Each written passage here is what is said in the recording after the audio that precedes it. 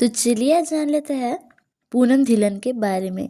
तो उनकी जन्म 18 अप्रैल 1962 में उत्तर प्रदेश के कानपुर में हुई थी। पूनम धिल्लन एक इंडियन एक्ट्रेस के साथ ही साथ एक पॉलिटिशियन भी है एंड एवस वीकली मिस यंग इंडिया भी है 1978 की। डायरेक्टर यश चोपड़ा ने उनको नोटिस किया था एंड इसके बाद उनको फर्स्ट रोल दिया था फिल्म त्रिशूल में 1978 में, जहाँ पर उनके सॉन्ग गपूची गुम गुम विथ सचिन पिलगानकर पॉपुलर हो जाता है।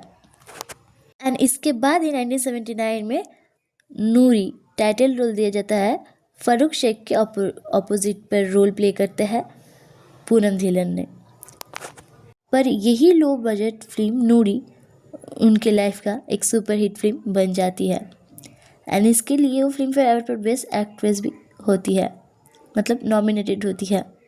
उन्होंने कई सारे 90s के हिंदी फिल्म किए हैं जैसे कि सोनी महिवाल, रेड रोज, तेरी कसम, दर्द, निशाना, ये वादा रहा, समुंदर, रोमांस, कसम एंड सितमगढ़। इसके बाद राजेश खन्ना के साथ भी उनका पेयर अप किया गया था 6 फिल्मों में जैसे कि दर्द, निशान, जमाना, अवम, रेड रोज 1980 फिल्म एंड जय शिव शंकर। एंड जुदाई में उनकी स्पेशल अपीयरेंस हुआ था as a favour to producer Boney Kapoor जब जूही चावला को ड्रॉप आउट किया गया। तो चलिए उनके पर्सनल लाइफ के बारे में जान लेते हैं। तो उनके जन्म कानपुर में हुए थे एंड उसके पापा अमरीक सिंह थे, एक aeronautical engineer in the Indian air force and वो हर टाइम ट्रांसफ़र होते रहते थे, इसीलिए उनकी जगह जगह पर बहुत सारे दोस्त थे। एंड उसके मम्मा थे एक स्कूल के प्रिंसिपल। उसके 2 सिबलिंग्स भी हैं एंड दोनों ही डॉक्टर हैं, पर पूनम एक्ट्रेस है।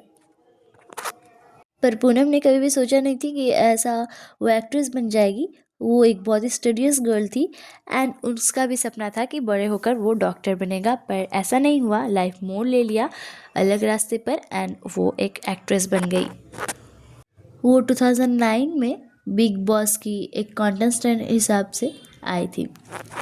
उनके बिग कमबैक था एक नई पहचान, जो कि एक टेलीविज़न शो था सोनी टीवी पर 2013 में, जहाँ पर उन्होंने एक uneducated yet ideal wife of rich businessman ऐसा कुछ रोल को प्ले किया था।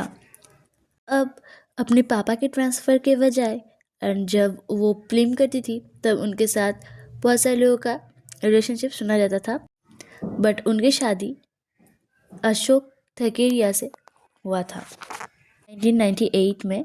एंड इसके बाद उन लोगों के 2 चिल्ड्रन भी थे, डॉटर पलोमा एंड अ सन अनमोल, पर उन लोगों का बहुत ही जल्द डिवोर्स हो गया था 1997 के ईयर्स में।